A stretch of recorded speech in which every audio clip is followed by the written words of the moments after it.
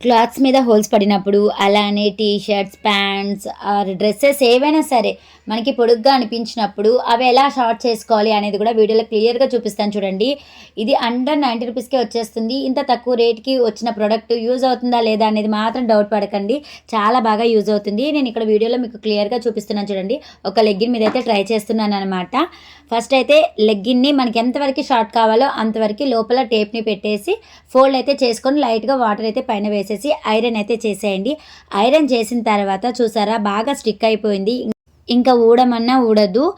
చూడండి మీకు డిఫరెన్స్ కూడా చూపిస్తున్నాను. ఒకవైపు చేశాను, ఒకవైపు చేయలేదు. సో, ఒకవైపు క్లోజ్ అయింది, ఒకవైపు ఓపెన్ అలాగే ఉండిపోయిందనమాట.